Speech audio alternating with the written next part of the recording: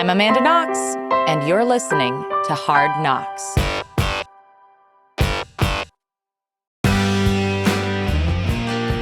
I'm really excited to chat with you because, again, it was so good to be on your podcast. I loved that. I love the opportunity to give some advice. Did I ever tell you the story of when I tried to have an advice column? No. Yeah, so it was a little weird. When I first started doing journalism, I did it for a local newspaper, very, very small, like West Seattle Herald, not The Stranger. It was very small. And basically the owner of the newspaper was like, Amanda, you should get your, I started out doing a column, but then eventually I stopped doing the column and they wanted to bring me back to do a column. And I thought it might be interesting to take questions and give some, pieces of advice. Here's a girl who's had a crazy life experience. Maybe she has some insight into whatever's going on in your regular human lives. Which you clearly do, judging from your most recent book. Yeah. And some hard-won wisdom. And when it was announced, David Spade went on his show and was like, "Oh, Amanda Knox is starting her own advice column. It's called Dear Stabby," and I was just like, God. "Oh, it's so not nice." Eventually, he did apologize to me for that, but yeah, so I kind of got the kibosh on the giving the advice from David Spade, which brings me to you, dear sir. What the heck are you doing giving people advice? You look up advice in the dictionary and it says opinion about what could or should be done. Okay. Which means the only qualification you need to give advice is somebody was dumb enough to ask you for your advice. And people have been dumb enough to ask me for my advice now for 34 years. People send me questions. I answer them. I don't steal Dear Abby's mail or Ann Lander's mail or anybody else's mail or Dear Prudence's mail. I answer my mail. Right. And so I am eminently qualified to answer those questions because they were put to me. Right. And it's a sort of niche market in the sense that it's a very specific kind of question that people are asking you. And yet it has all of these different flavors. And which means that you suddenly have to be an expert of many things that you may or may not have actual experience in. How does that work? I am a cunnilingus expert. I'm like one of those, I don't know, maybe this term is offensive now, but savants who can draw you a map of the Tokyo subway, know the name of every station and when they were constructed. But has never actually been to Tokyo. That's me in cunnilingus. I can draw you a map. I know the names of everything, all the glands, where everything is, the proper names. But I've never been. But you've just never been there. Yeah. Actually, never been to Tokyo. Actually, that reminds me of something that I wanted to bring up with you that is just a curiosity because I have discovered. Well, first of all, I find myself, I don't know if I mentioned this on your podcast, but I feel like I am frustratingly heterosexual. It bothers me how heterosexual I am. And I'm only in my, now that I've had kids and gotten that out of my system, my bi-curious part of myself is coming up to the fold. And I've noticed this about myself because now that especially since I've gotten into comedy, I've discovered that I love making women laugh. And I don't know, is that a sign? What is that? Maybe that's why I should start to explore bisexuality, because I'm sure women would laugh at my attempts. It would be, instead of stand up, it would be lie down. Yeah, I don't know. Heteroflexibility, I think, is a real thing. The less sort of paranoid you are about, and the more secure you are in your sexual orientation, the less worried you have to be about policing its boundaries very strictly. I want to live in a world where a guy can suck a dick once in his life to entertain his girlfriend or because he's just curious what a dick in your mouth feels like. And for people to still think he's a straight guy, indeed, that's how he identifies. And indeed, that's what he is. Because we live in a world where women can be lesbians for a year at Bernard and then be straight. And everyone's like, yeah. And I feel like we should live in that world for everybody. We live in that world for gay men. I had girlfriends. I had sex with women when I was a teenager under a kind of duress. I thought I had to learn how to like this and learn how to do it. But I could do it. But I didn't I didn't go to Tokyo. I never went down. I never visited the subway system face to face. But that didn't mean I was bisexual. Right. But some people will tell me that has to mean I'm bisexual, but very few. But if I was a guy who was straight and I had a couple of, boyfriends, I had girlfriends in high school, nobody would believe I was a straight guy because heterosexual maleness is very fragile. Like anything that seems girly or gay for a lot of guys is disqualifying, which can really like put pressure and limits on straight guys that like they're imposing on themselves, but also we're imposing them on them. Like gay guys won't believe you're a straight guy if you put a dick in your mouth ever. Your girlfriend will write me a panicked letter if they find out that you jerked off with a guy once about like whether you're really secretly gay. Like I get letters every day from women who are worried that their boyfriends are gay because their boyfriends like to have their nipples touched. Really? That's, like not for men. That's for women or that's for gay dudes, but that's not for men. And that, I don't want to live in a world where everyone's so like limited by their labels, but I do think the labels are useful. And, if you're interested more in like opening up to women now, like that could mean you're bi, that could mean you're accessing your bi-ness. You could be a little bi. You could also just be a little heteroflexible and a little adventurous. I do like being flexible. It's true. Yeah. Why is it that it's, that in particular, the masculine side of this is so strict and inflexible? Because gay men came out en masse and it kind of ruined homosocial behaviors for men. And suddenly all men looked at other men, especially like in the first waves of gay men coming out in the 70s, 80s, outed by AIDS, a lot of them in the 80s. And then they looked at their straight friends with suspicion. And straight men, I really do think, a lot of them, not all of them, like there's the new model straight guys out there who are comfortable with their gay friends and comfortable with like homosocial contact and don't care if people think that they might be gay. But there's a lot of straight guys out there, particularly in the 80s, 90s, aughts, even still, who look at themselves, their friends with suspicion because any one of them could be a secret double agent gay dude who's not out yet. Secret double agent gay dude. Deep behind enemy lines in the frat house or whatever. And like gay men coming out kind of induced a cultural sexual paranoia in a lot of straight men, but also a lot of straight women and everybody else, because like anybody could be a communist, right? Like a secret communist or red. And it led to a kind of performative masculinity on the part of guys who wanted to be always perceived as straight, where then like the monotone, they're not having feelings, they're not caring about what you're wearing, they're not taking care of your looks, because that's gay to like invite the gays or to think about whether you're still hot, like do a sit-up, to use a skincare product. Like all of these things became sort of stigmatized as potentially, homo. Yeah. And so like the no homo crowd like was cut off from a lot of like things that maybe the straight guys should be moisturizing and taking care of their faces. And yes, hetero girls would appreciate a little bit of when you self-care. think of all the effort hetero girls have to put into their appearance. And like one of my columns, I just wrote a column to somebody who's like, oh, I don't have a girlfriend. I've never had a girlfriend. I don't know what to do. And I was like, leave the house, join a gym, get a decent haircut, spend some money on decent clothes, change your sheets. Like it's obvious what you do to make yourself presentable and attractive. But a lot of straight guys think that doing those things makes them appear gay, not so much to women, but to their male peers. And they would rather be incels than to have a male peer think there's something gay about them. And it's a tragedy. It's a tragedy.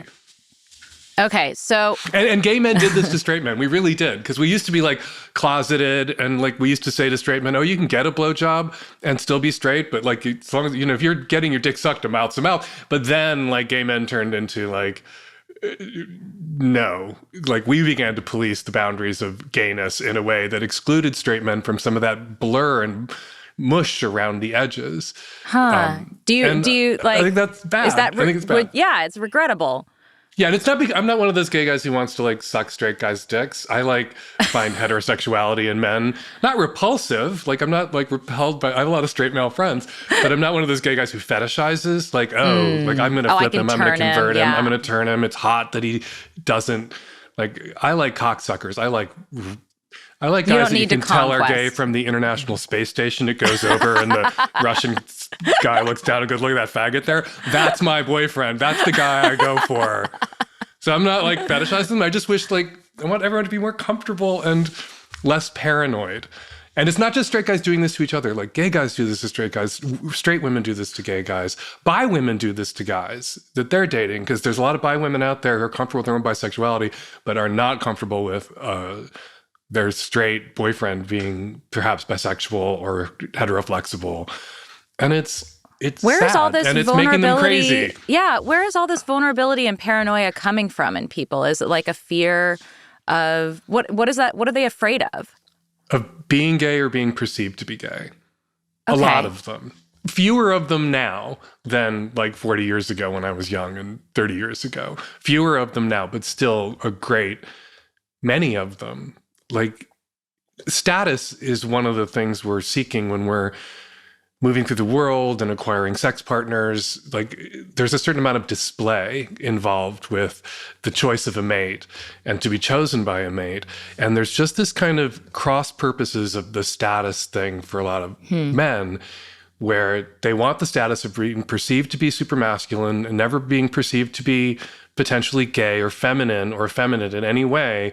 But that's working against attracting the mate that you also want for display, because as we see with the growing, particularly politically, the left-right divide between men and women, and a lot of women not wanting to date guys who would vote for rapists and make them president, or vote for people who want to strip them of their right to abortion or take birth control away from them, or as we keep hearing from rumblings on the right, strip women of the right to vote. Like they're coming for the 23rd Amendment. Wait, no, what? I did not hear that. When did that happen?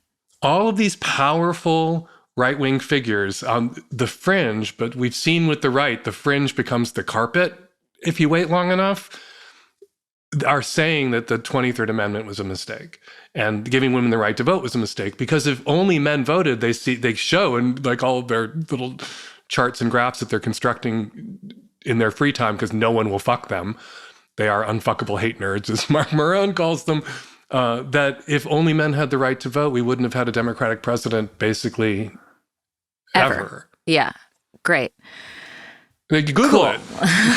Like the right wing agenda for Google American this. women is they want to do away with no-fault divorce. So men you can't leave, pregnancies you can't terminate or prevent, and politicians you can't vote out of office. That's the right-wing agenda for American women. And it's terrifying. And sorry, it's been a crazy day for me. I'm a little amped up, and I just want to blurt this out.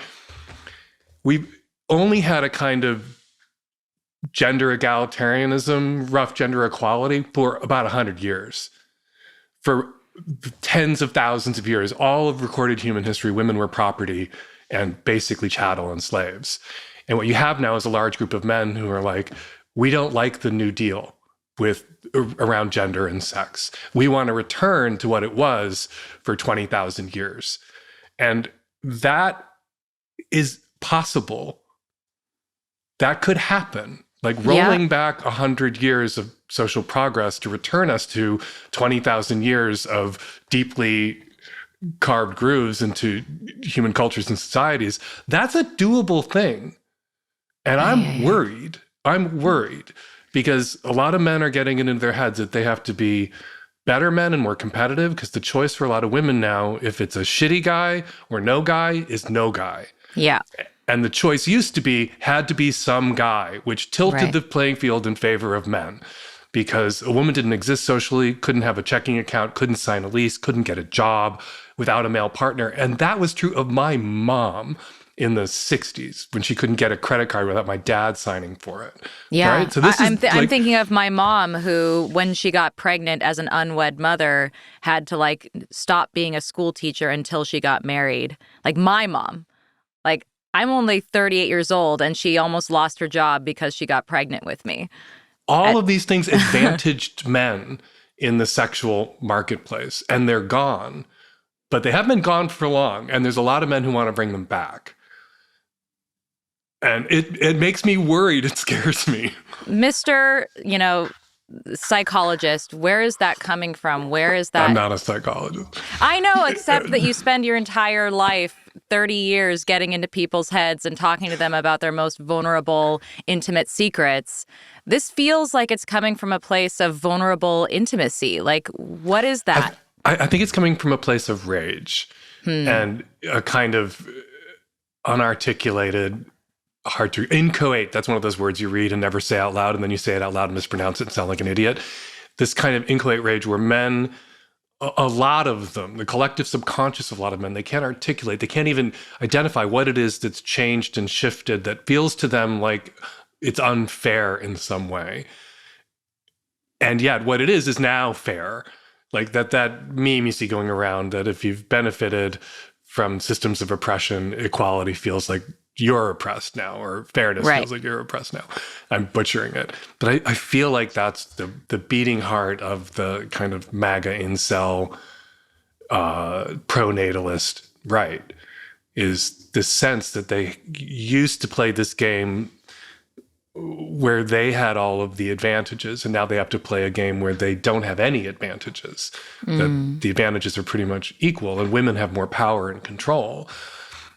And women won't settle for assholes the way they used to, or dysfunctional men the way they used to, because they don't have to.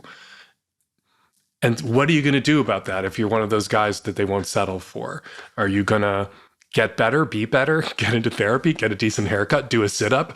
Or are you going to link arms with other shitty men and try to reestablish the social norms and conditions that advantaged men for 20,000 years? Is this what the whole daddy thing was that happened during Pride Month, where Trump tried to become daddy for a month? Is that what was going on there? It's just Trump's our gayest president. He likes Evita and cats, and he like identifies as a daddy. Everything in straight land is like just things now being stolen from gay land. And like, yeah, there's a whole bunch of straight guys out there who they get an erotic charge from Hump, a sort of vicarious erotic charge, in part because of what he's gotten away with sexually, what he's done to women, how he's used women. And that's what they admire. And so, yeah, they do look up to him as a daddy-ish role model. It's terrifying. I'm scared. I think the left needs to... I was saying to a friend last night at dinner, I think the left needs to engage in more conspiratorial theorizing, because I do think that they're like, the right has all these crazy bullshit conspiracy theories. The floods in Texas were staged, or Democrats who don't control anything somehow control the weather and are targeting Christian kids camps. My heart breaks for the parents of those kids. Anybody anywhere on the left who's saying anything rude about that, fuck you. Like, and anybody on the right who's claiming as somehow these are crisis actors, like, fuck you too. Oh my God. But I think we need some conspiracy theories on the left, because I do think there is a vast right-wing incel MAGA chode conspiracy to re-enslave women. Just as I think there's a kind of Christo-fascist conspiracy between the right in the United States and the right in Russia and Putin, the falling in love with Putin. And I'm nervous about it and ready to move to Costa Rica. Yeah, definitely. Putin has daddy vibes too, doesn't he? All right, this is very dark. I want. Let's talk about sex some more. Yeah, let's talk about sex some more. It's way more fun. So I often like talk with people, and one of my big interests is how to recover after trauma. And I'm wondering if you have any insight about how sexual intimacy can be a tool for healing from trauma, and if so, how? I just had an author on who wrote a book about sexual trauma. This is one of those topics where I often feel like out of my depth, because it's so subjective, it's so personal. And on the one hand, I always want to honor people's pain and their triggers and their trauma. On the other hand, I do know from personal experience and from talking with people, there's a certain point at which you kind of have to fake it till you make it, where you kind of have to pretend to be the person that you want to be, and then you can become that person. In a therapized culture, you know, I think there's a point at which you do the work, you see the therapist, you have suffered tremendous trauma and pain. You do the work, you see the therapist, and at a certain point, there's this act of will of like, and now I'm going to move on from this. I'm not going to make it my whole identity. I'm not going to identify as a blank, a victim of whatever, and I am going to stop picking at this scab. Unless there's evidence in my life of it manifesting in ways that are, you know, drug and alcohol abuse or dysfunction, where there's still some negative consequences playing out. And then I'm going to like put it behind me and be resilient. And I think we can have both those things at once. You shouldn't say, oh, just be resilient and walk it off to somebody who's been deeply traumatized. But at a certain point, you should say to somebody like, maybe now you can walk. Never walk it off, like carry this trauma with you forever. I can't watch something about like the HIV/AIDS crisis without like completely breaking down. Like watch It's a Sin, which was this kind of fun, jokey, sometimes broad and comic look at a bunch of gay friends and queer friends in the 80s, late 80s in London. And just, you know, I'm sitting with my husband's boyfriend who's 30, who remembers none of this. And they're like, this scene comes and I start just sobbing my eyes out. Like I have trauma that sometimes is accessed for me accidentally. So I get it. And yet, you know, I try not to live in it, try not to give it power, try not to like make it my sole focus. But like the healing around sex, like sex is scary and sex is dangerous, and intimate sex partner violence is a thing that particularly women have to constantly control for. Men too. I had a friend who was murdered by a male sex partner. Holy shit. A gay dude. Like horrible things happen. To deprive yourself of the positive things that can flow from sex and connection for fear of the horrible thing is to, in a low-key way, do another horrible thing to yourself. And is to let the person who traumatized or abused you take even more. And so I think what can really help someone heal from the trauma of sexual violence or just move back into sex after some other trauma, perhaps unrelated to sex, is to frame it in your head as an act of defiance and as something you're taking back from the world. And it's important, I think it's important, you know, trauma, no trauma, healing or not healing, that you get naked with people that you feel like you can trust, and including trust with, sometimes this is hard for me, like I might go to pieces for a minute and then we can have some ice cream and then we can go at it again. And people will go into sex don't want to warn somebody that they have trauma, or sometimes something can be hard for them because they don't want to scare them off. And then they find themselves alone in a room with somebody when they're going through trauma who is not prepared for it and bad at it. Right? Which can re-traumatize a person. It's better to scare somebody off because they don't think they could be the person that you might need them to be at that moment than for them to fail to be that person that you needed them to be at that moment if that moment comes. Right. Yeah, I'm also thinking just for the person who hasn't been informed of the traumatized person's trauma and then having a bad experience. And they're like, I was just trying to have a good time. And then they might be traumatized from the experience.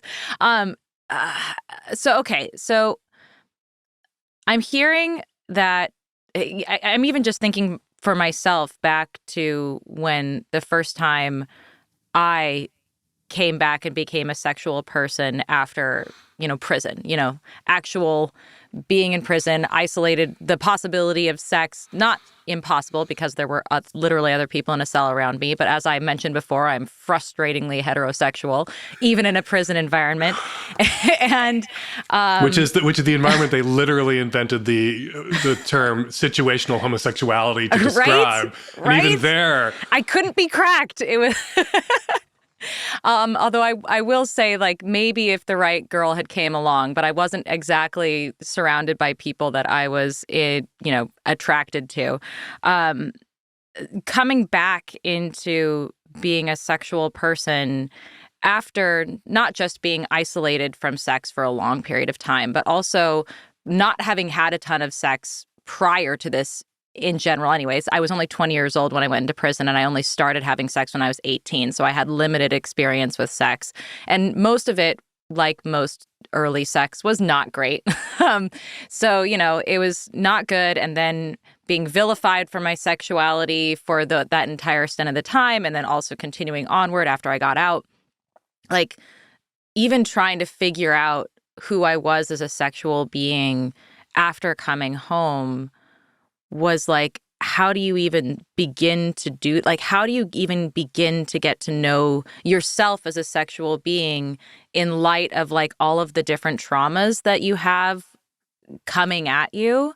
And the narratives, the story that had been written about you, because who we are sexually is kind of a story we get to tell and create with other people. And it can sometimes be in contrast to how we present. Like, there's some transgressing against self, I think, that is hardwired into the performance of self, that's hardwired into the human sexual experience, that there's something violative about it. We want to be violated, violate each other. We also want to violate who we are and what we mean most of the time. The cliche is, the rich and powerful guy who pays a dominatrix to dominate him, who wants to, like, it's almost an expression of his power that he's giving up his power in this controlled way to an employee or someone who's hired.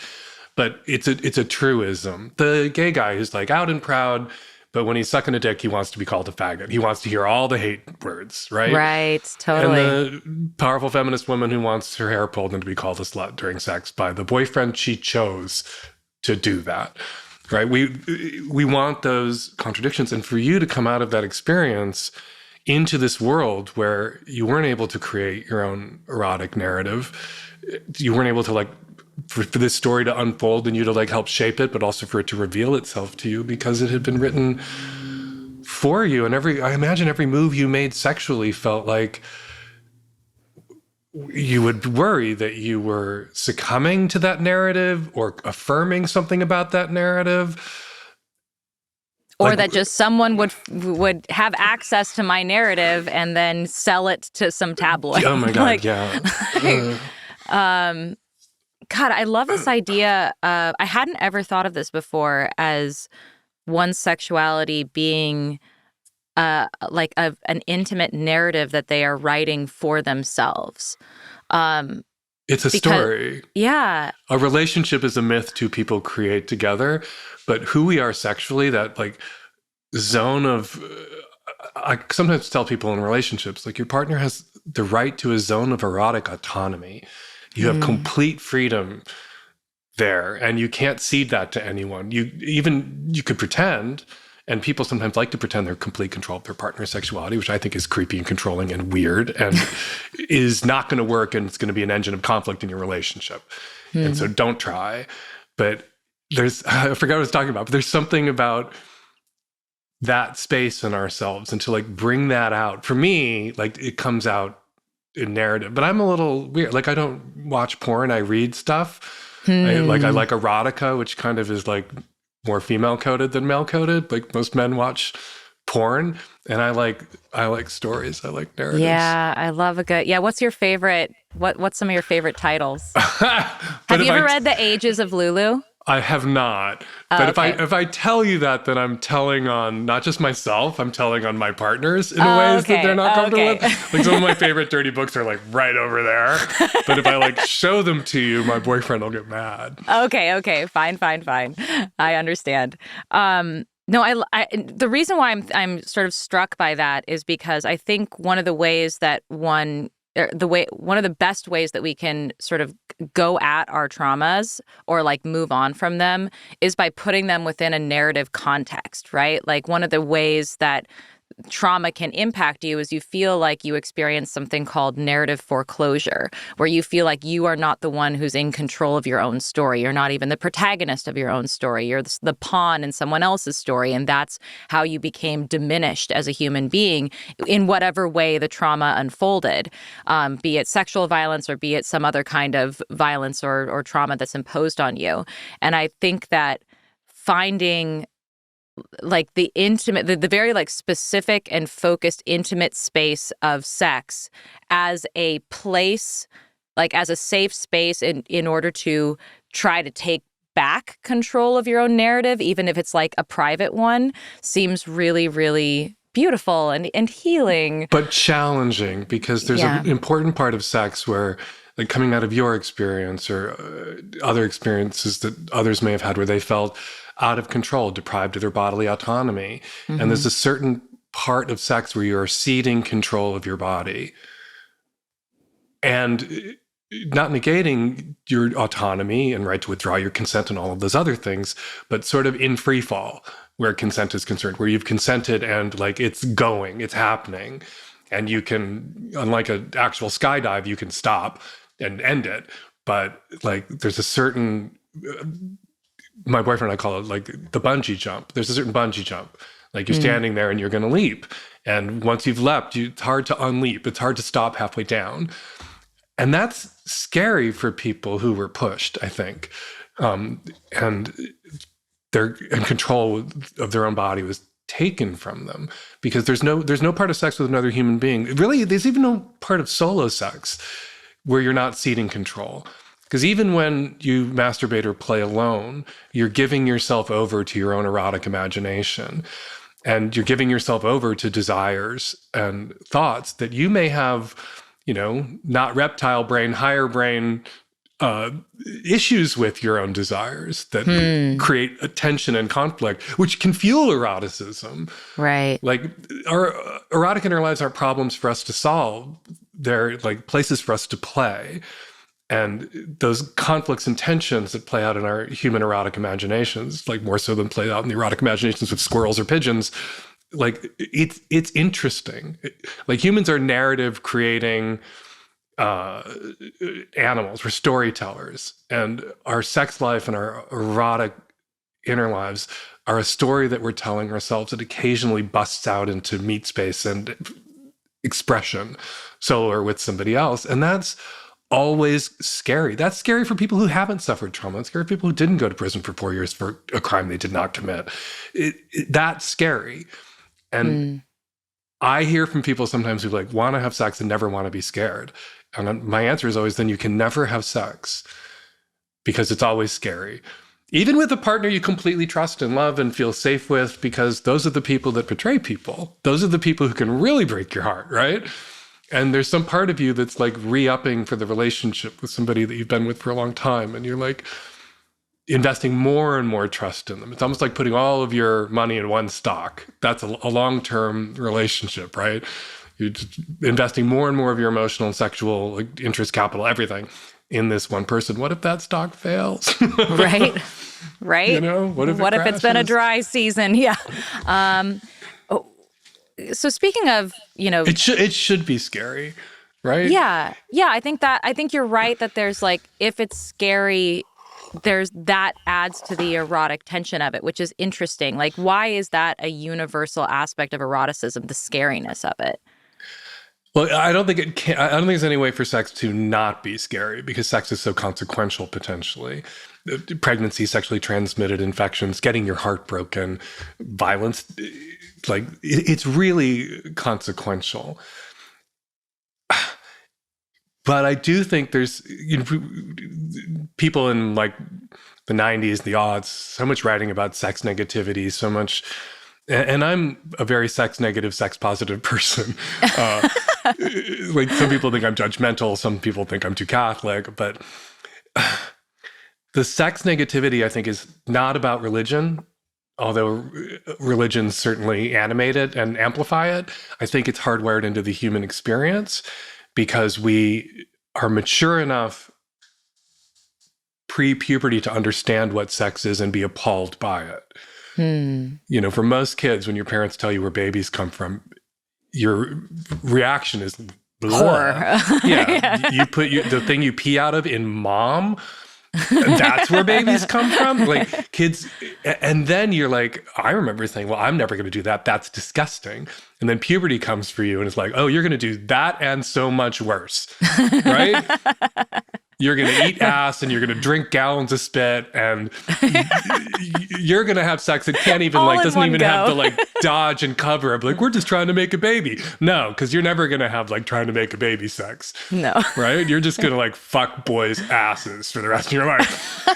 And there's something, it's almost like you're drafted into an army that when you were 7, you were a conscientious objector and then suddenly you're 12 and you're getting dragged off.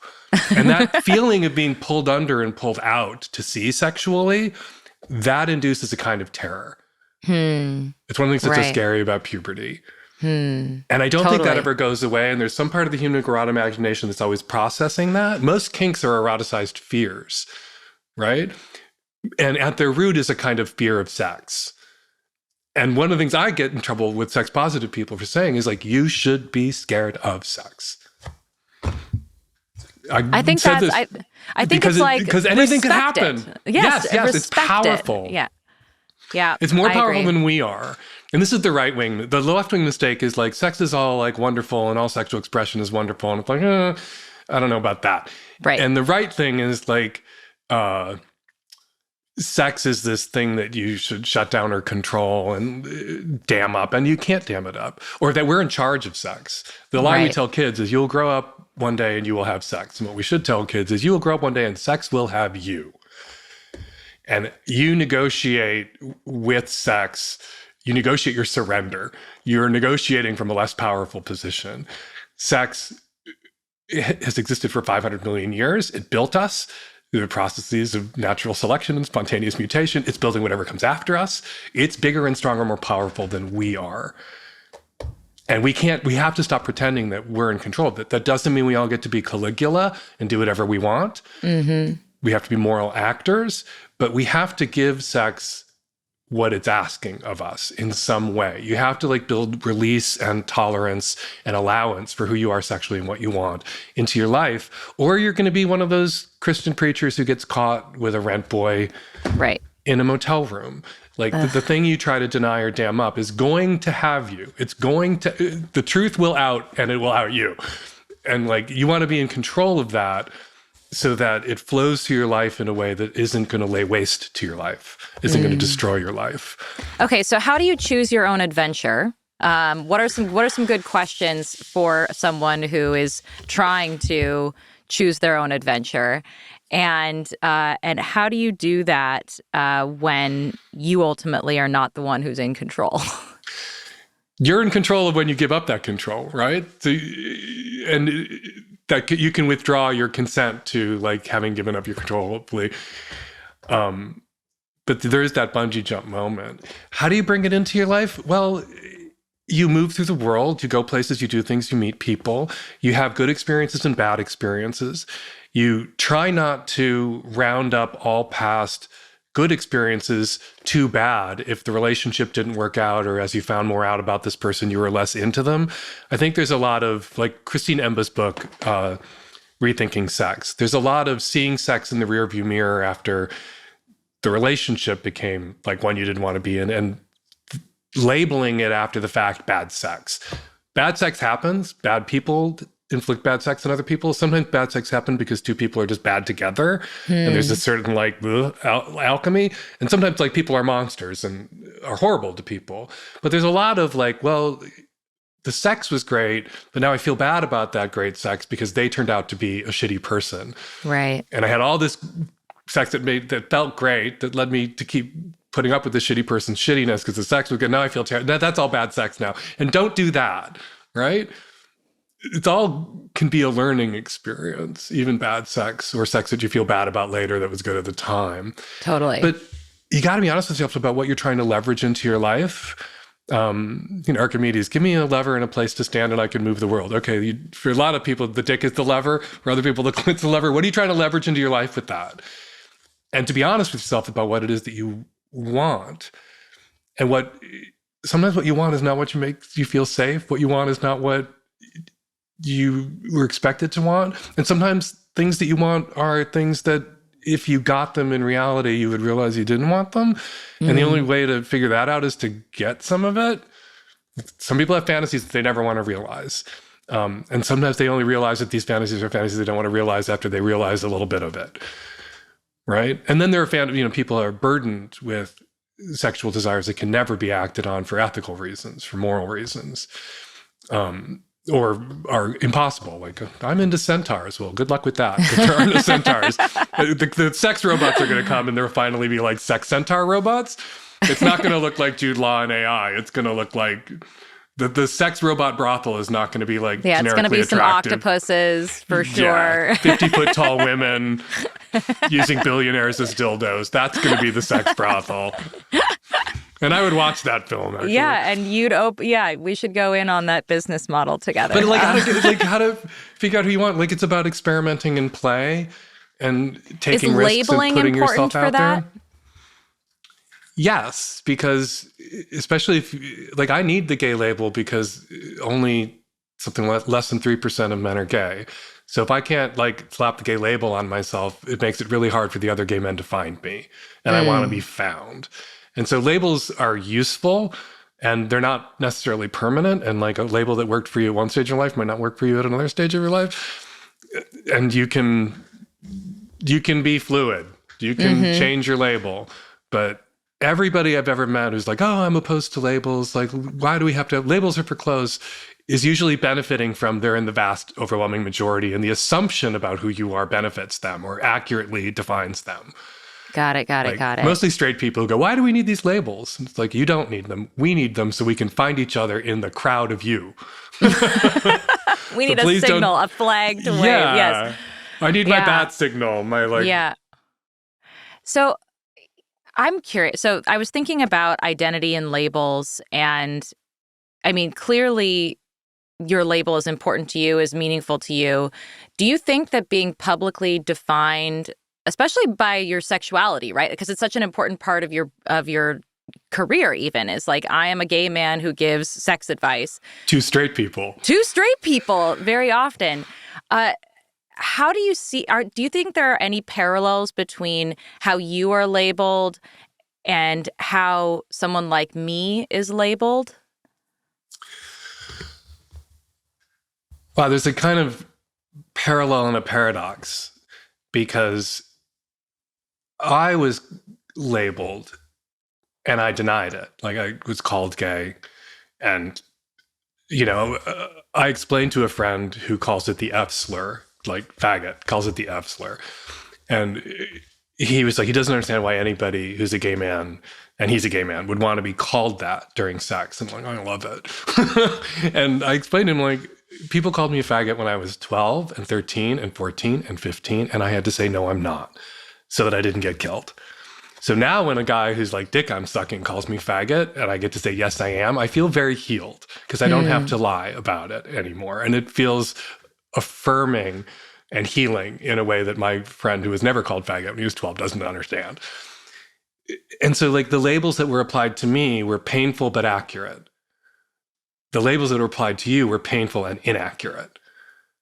And for me, like, aggressively embracing the label, especially in the faces of people who thought it was an insult, people who are homophobic, like, the worst thing you can call a person is gay. And if I get in that person's face and say, I'm so fucking gay, and you can't wound me with that. Like, that's what the, like, reclamation thing, using faggot and dyke and queer and sissy was about, the ACT UP, Queer Nation.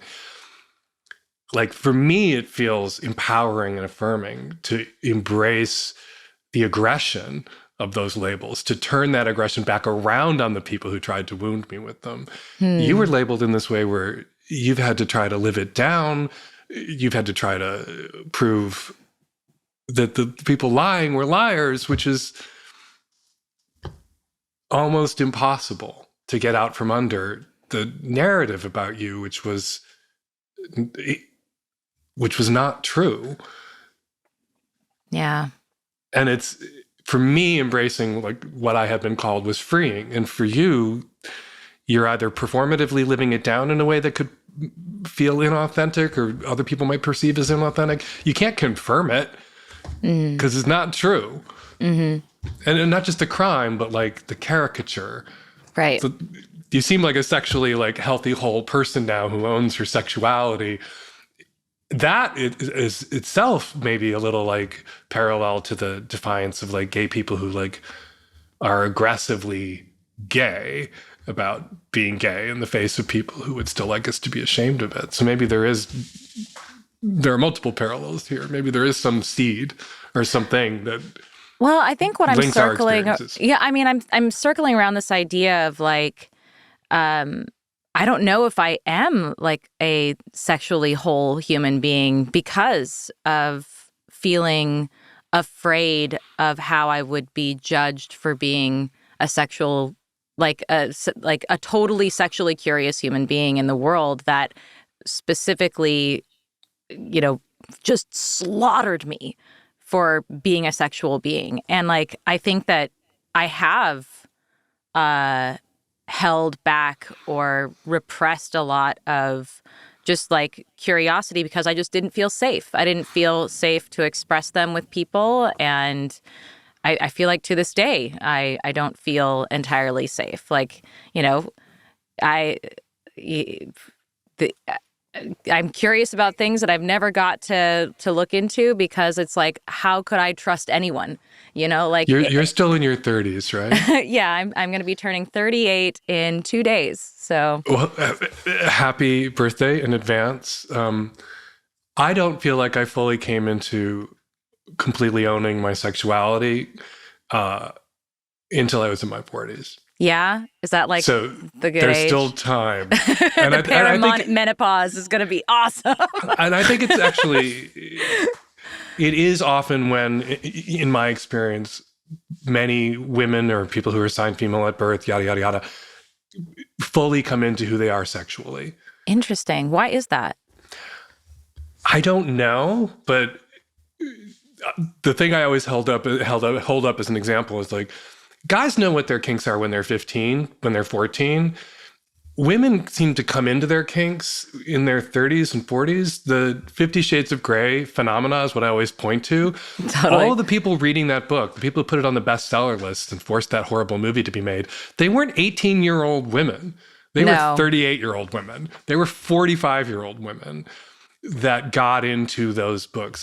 Maybe it has something to do with those cliches about sexual peak, and men hit their sexual peak, males in teen years, and the cliche is women hit the sexual peak in their 30s. Another reason why men and women are fundamentally sexually incompatible, and I'm so glad I'm gay. But so there's still I just want to say there's still time and hope for you. And if there's something that you've held back for fear of being judged, I hope now you're surrounded by people that you feel you can trust with that in a way that a casual partner or a fleeting partner you might not be able to feel that you could trust.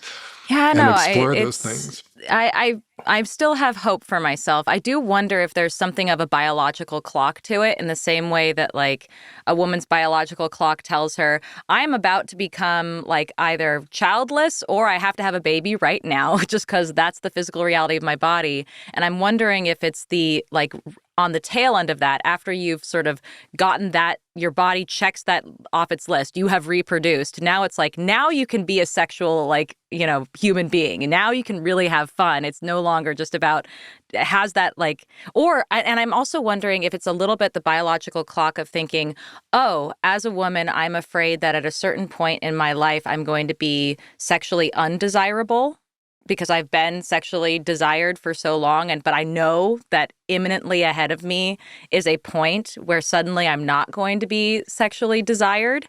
So I wonder if I have to like figure myself out as a sexual human being really quickly while I still like while people still want to have sex with me. Is that what is going on? Great Amy Schumer skit, Your Last Fuckable Day, Right? from Inside Amy Schumer's first season, which I loved. Do you worry about that? Your last fuckable day? I mean, I'm 60, so like if it's coming for me faster than it's coming for you, although there's like sexist gender bias at play with that too. But I don't know. Like, I listen to these gay men who are like 29 who are like, oh, when you're 30 and gay, you're dead. And I'm just like, that was not my experience of being 30 and 40 and 50 and gay, or now being 60 and gay. Far from it. There's always somebody out there who's going to want to fuck you. It doesn't necessarily mean lowering your standards. It just means like maybe you'll have to flip over a few more rocks to find them or search a little harder. But if you have the right attitude and it's about play and connection and intimacy, you can still make it happen for yourself. There are gerontophiles out there. There are people who are attracted to 90-year-olds. And the internet now exists to bring everybody with the craziest, nichiest kinks or sexual desires together. And yeah. And then, I mean, sorry, I'm so ranty. Like, Yeah, no, I was please. late to this interview, which just made me like psychotically ever since. There's that, God, I can't remember. Katie Herzog has mentioned this. Like, maybe it's better therapy to get out there and help other people than to sit in a room talking with somebody about your problems. Like, go help somebody with theirs. And I think that is true also of sex and sexuality, that there's a lot of joy that you can bring into your life sexually by being of use or helping other people realize their sexual fantasies, like to be of service.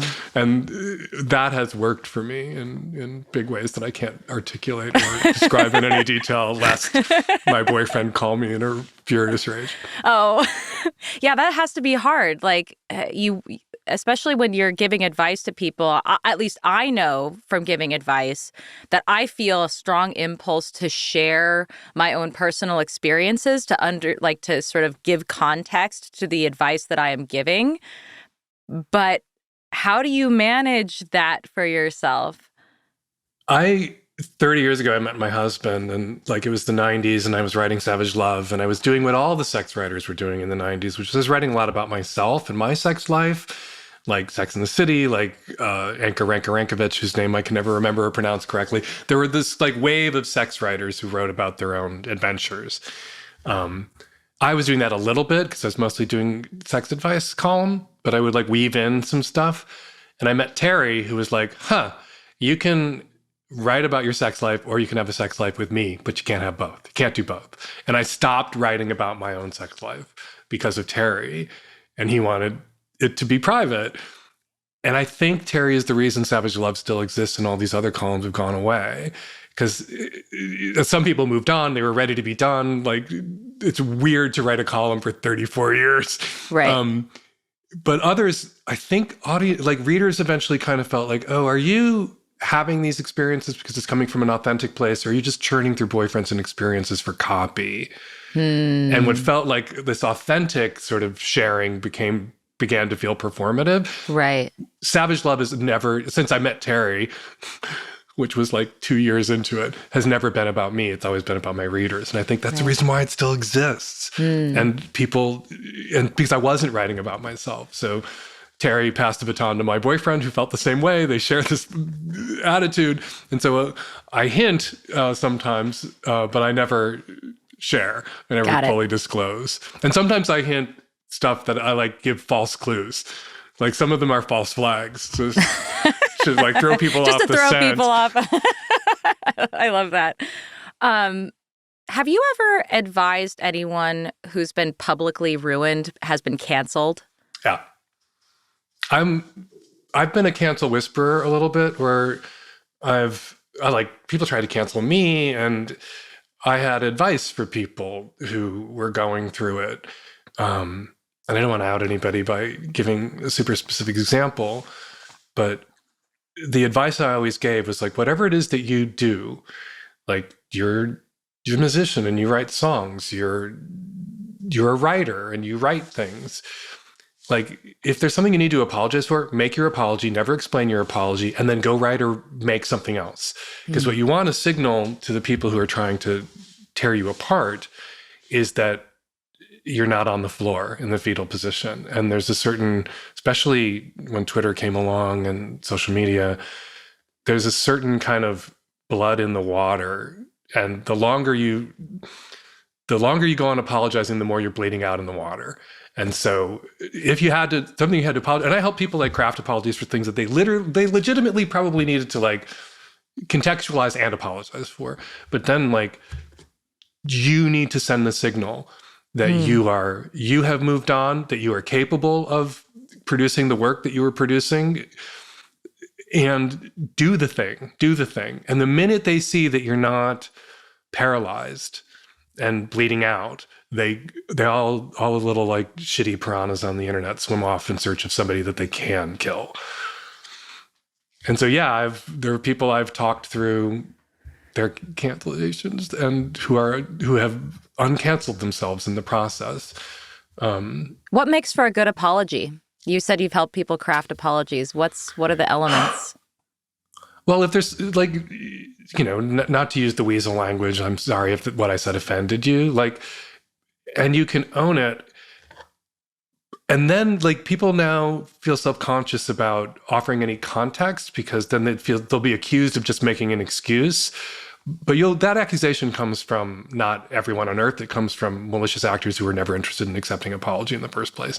So like, I'm thinking of somebody who, like a lot of people in the 90s or aughts, was sort of like shit posting a little bit and making fun of prejudice by like Cartman-esque South Parky humor, inhabiting it in a way that removed from all context just seemed straight up bigoted. Like, apologize for that, apologize for how it plays out of context, for not anticipating that it could be taken out of context, but like detail the context a little bit and then never talk about it ever the fuck again. And the person I gave this advice to, I just got to see perform in front of like 8,000 people. Like, their career's not over. And it's not Louis C.K. Oh my God. I don't know Louis C.K. I just got to watch them perform in front of a lot of people. And, they have privately thanked me for getting them through that. And I don't want them to publicly thank me for getting them through that, because I like to be the cancellation whisperer behind the scenes every once in a while. I love that. Yeah, occasionally I've also had that that experience of people coming to me and saying, oh my God, my world is over, my life is over. What do I do?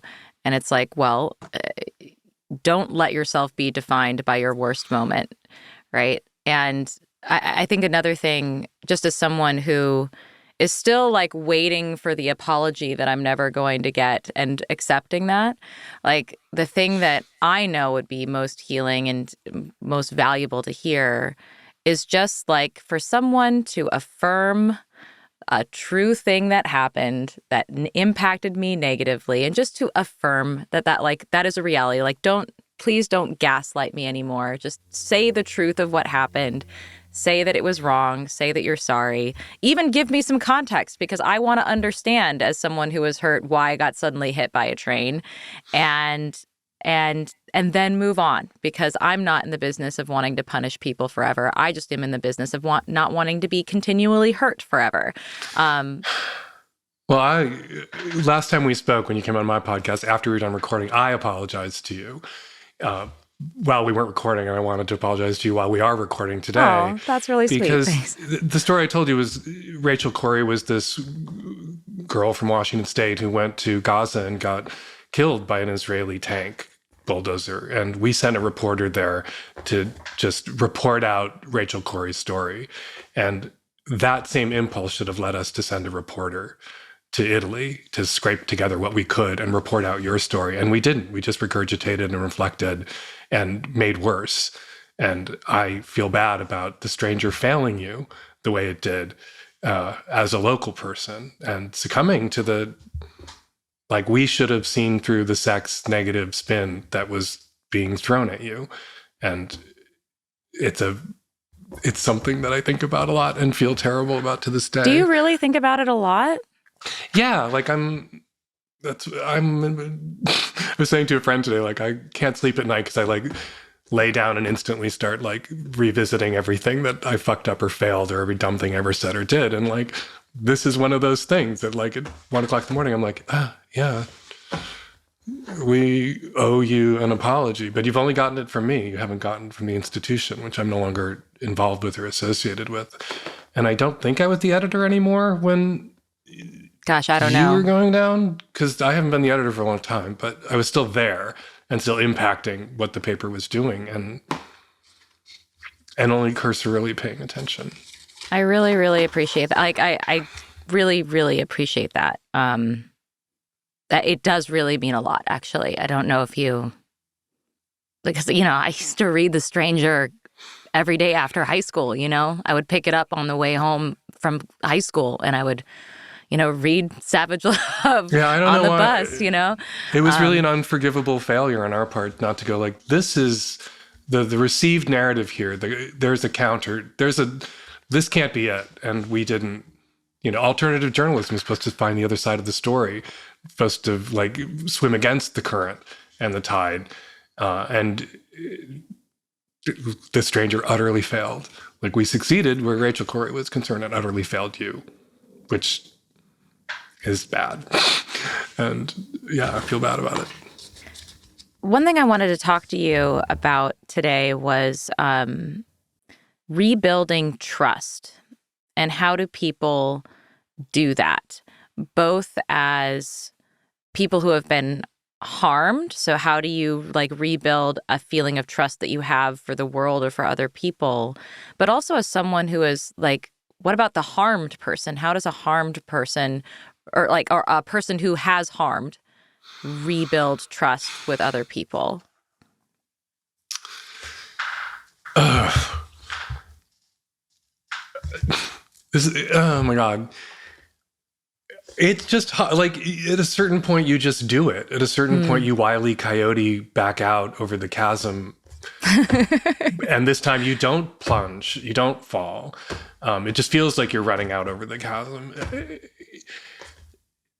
If you don't feel you can reinvest your trust in someone, if the violation is too deep, stop working on it, let them go, get the fuck away from them, end the relationship. But if you do reinvest your trust in someone, at a certain point, you have to like be all in.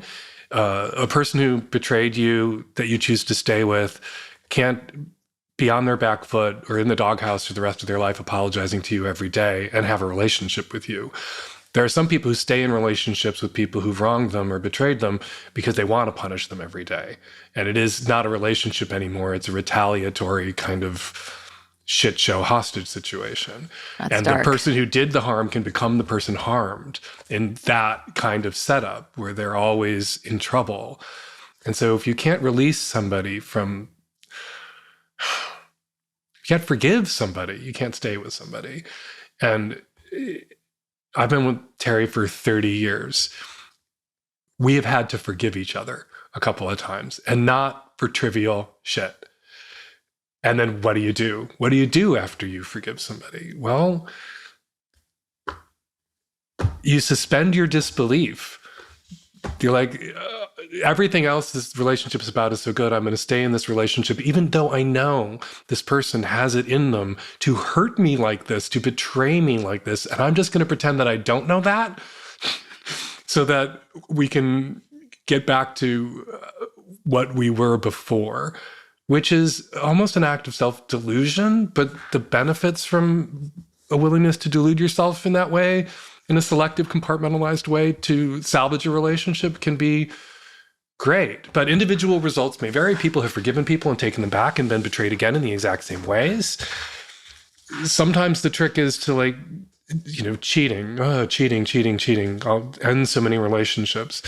And people will take a serial cheater back, expecting them not to cheat on them again. And then they will. I think if you take a serial cheater back, you should expect them to cheat on you again. And then maybe it won't be so devastating when the thing that you expected to happen happens, as opposed to the thing that you tricked yourself into believing wouldn't happen ever again happens again. Though it's hard. And some people would rather be alone and living in hope of a perfect relationship, or isolated. Sometimes the relationships that people end are with family or families of origin, parents, then have to interact with somebody who caused them pain because they can only see or feel the pain. But anybody you're with long enough, anybody you're with more than 3 months is going to cause you pain. Like all human relationships, there's like grinding against each other and edges that get sanded down and hurt. There's hurt. It's like bone on bone. That's what a human relationship is. When you like have like knee replacements you get because it's bone on bone and it's painful. But I think all human relationships are a little bone on bone and there's pain. But the pain of not having those connections, not having those relationships, not having that history with somebody, not having that kind of intimacy is greater, ideally, than the pain of being together. But there's always pain being together. Yeah. I mean, it sounds like, it sounds like a lot of your life or advice comes down to take a risk because it is a risk, and find out because you don't know until you've gone there and come back.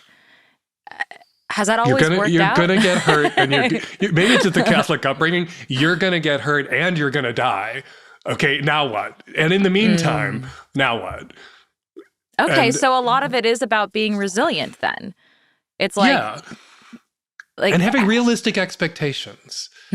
Like I expect this sounds so shitty. Like my husband's a wonderful person.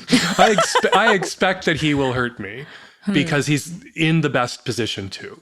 And it's almost inevitable that he will. Because he is an autonomous person. There are things that he wants that maybe not things that I want. There are like compromises we've made to be with each other, where there's going to be some like fudging around the margins and assertions of autonomy that can then be experienced as painful by the other person, blah, blah, blah, blah, blah. And that happens, but he's worth it. And it is worth it. And not to like, you know, you can have a wonderful life and not have a relationship, but there is in a long-term relationship a greater, it's like, it's bigger than us. And there's a sweep and a pull and a gravitational force, gravitational pull that the relationship itself has that exists outside us, but keeps us there together. And I don't know, it's worth it. Which is not to say I don't sometimes want to kill him, which is not to say we haven't wound up in couples counseling and like screamed divorce in each other's faces. We have. And yet inertia keeps us together. The secret to our success, we tell our friends, is we just keep not getting divorced. That's sweet. Is that just because you were lucky and you found your person, or is this just like a human impulse to be magnetized to each other? Both, I guess. Okay. Right? If he was a monster, I would have left him. Like I wouldn't stay in a shitty relationship just to like have the bragging rights of having been with somebody for so long. But I think there's this thing that we all do, and we all know everybody does when we first meet, which is you pretend to be a better version of yourself. And then if like the thing plays out in a couple of weeks or it's a one-night stand, like you just are that better version of yourself, and they'll never know who you really are or how complicated you are. This Potemkin village version of yourself. If you end up stumbling into a long-term relationship, they know that you aren't that best version of yourself that you sold them when you first met, and they aren't that best version of themselves either. But there's some part of, I think, in a successful relationship where you're trying still to live up to the lie version, to be the Potemkin village version of yourself as often as you can, as a demonstration of your like affection, regard, commitment. So being with Terry forces me to be the better version of Dan that I tried to convince him I was in the first like 6 months we were together. And I have to live up to the lie I told him. And he has to live up to the lies he told me about who he is. And there's something about that in time can like make you that better. We are who we pretend to be, Vonnegut. It can make you that better version because we're constantly pretending to be the better versions of ourselves that we were fucking lying to each other about when we met at Rebar and made out in the bathroom. Oh, what a beautiful origin story. Oh yeah, we have all these people out there who are like single. I hear this from like young gay guys a lot when I go to colleges sometimes still. Some young gay guy will like, who obviously didn't read my books, will say, oh, I want what you have because they know I'm married, they know I have a kid, they know we have dogs, they know I have a house. Like, I want what you have. I want marriage and commitment and family. I don't do drugs. I don't drink.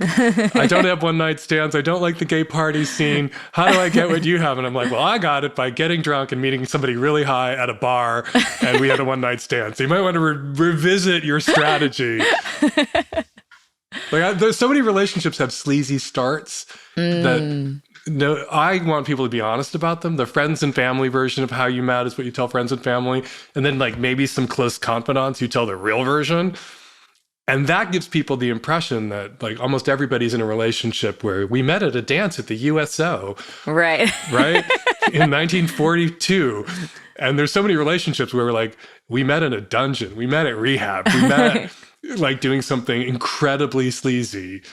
And gay people are better at like being honest about their relationship origin stories, just because you can't be a gay person if you're not being honest about something that made you uncomfortable at one point in your life and make other people uncomfortable. But straight people are terrible at them. Like, Fair. I sometimes write columns where I invite people to share their actual origin stories if they're lying about their origin stories, to get it off their chest. And they're amazing and they're wonderful. And the lesson of them is like, you never know. Because then I get letters from people who are like, well, I had this insane one night stand. We did all these sleazy things. I kind of like them, but I could never date somebody who would have an insane one night stand and do all those sleazy things. They're not relationship material, as evidenced by all the things they did that night. And I'm like, that you did that night too, that you did with them. Are you saying that you're not relationship material? Like, people assume that somebody who would do these terrible things is not somebody you could have a long-term relationship with because they don't know how many people in their lives are in long-term relationships with people who did terrible, sleazy things with them the night they met. Terry and I met in a bar, did something sleazy, 30 years. My boyfriend and I met in a dungeon in Berlin, which he allows me to say just that because Amazing. Everything's a dungeon in Berlin. It gives you no specifics. And so just like people, you just never know where you're going to meet somebody that you could form a lasting bond with, or just meet somebody great for 2 hours, because those are important. STRs, I call them STRs, short-term relationships, are important too and can be wonderful. And we should go into STRs, potential STRs, wanting to make the best of them, just like we go into LTRs, hoping to make the best of them. Should everyone go to a dungeon? No, I'm not prescriptive. I'm not like, I just interviewed a gay author whose book I loved. It's Not the End of the World. And he was like, he cited this paper where this queer theorist was like, the world would be healed if every straight guy got fucked in the ass. And I'm like, yeah, I don't think that's true. Yeah. Like, I just don't think that's true. And like, should everyone go to a dungeon? Everybody has ever wanted to, or fallen in love with somebody who wants to, maybe tag along, you should go. But like, if that isn't a place that you think you would be comfortable, don't. I've never been to a gay bathhouse. I've been to them when I was doing HIV education outreach stuff, like to walk through them, but like, not just for funsies. Yeah. No, I can't share a can of Coke with my sister. I'm not going to suck a dick that's been in 10 other guys' mouths for all I know in the last half hour. Like, my cooties saved me from HIV in the 80s. So, yeah, I'm not going to the bathhouse. Good on you.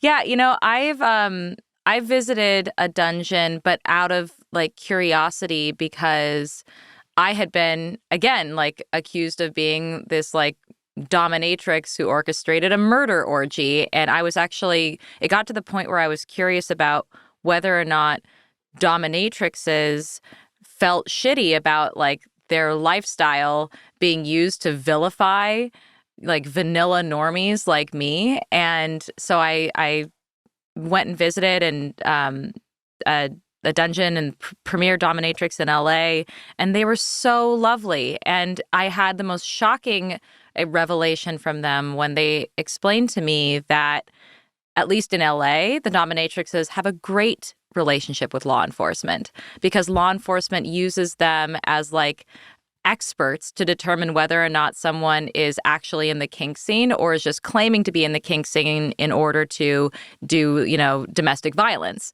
And so they actually have a very open, communicative relationship. And I actually was a little devastated but to learn this fact. I was so great, like, you know, happy to learn this fact, but also devastated that at least where I was, you know, it's a whole other part of the world. It was just automatic that a certain other person's lifestyle that wasn't even my lifestyle was used to vilify me, and so many people just jumped on the bandwagon without thinking about it. So yeah, and what were people, and not instantly perceiving that the people projecting that onto you were telling on themselves. Thank you. Thank you. I feel like people don't actually point out enough that the whole story that was created was somebody's fantasy and it wasn't mine.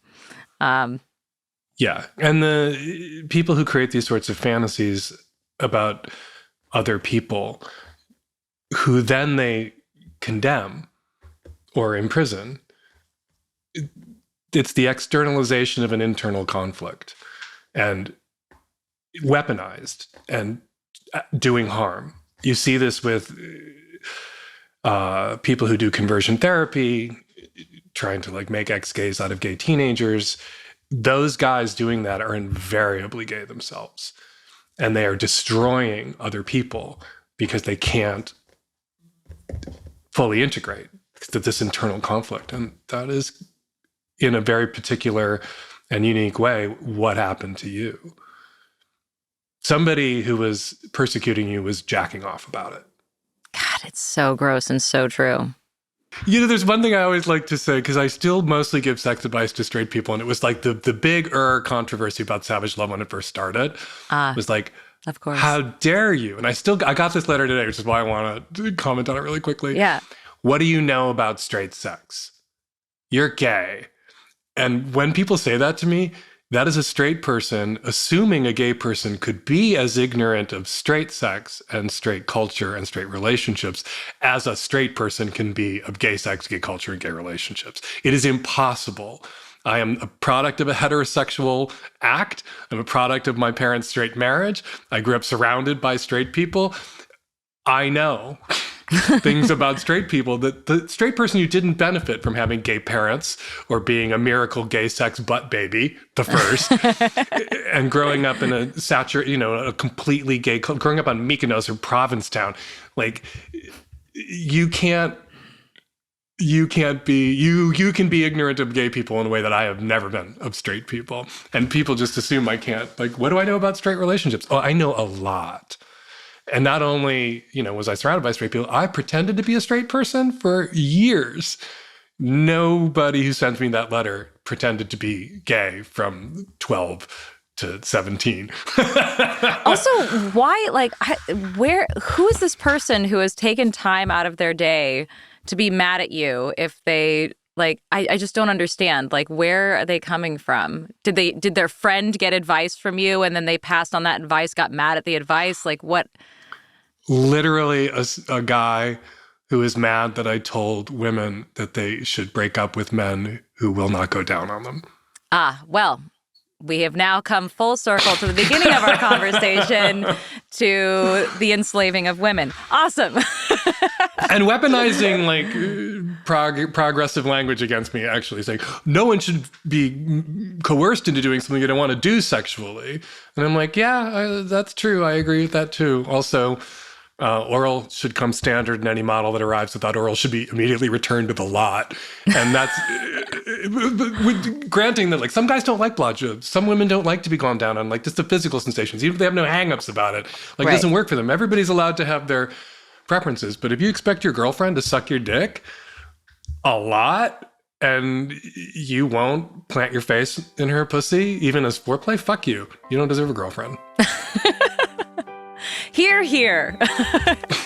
And he was mad. And he was mad at me for saying that. All right. I'm sure he's already having trouble finding girlfriends. Yeah. Well, yeah, I don't know. I feel bad for him, I guess. He can't. He should follow your advice. I'll draw him a map to the Tokyo subway system and see if that helps.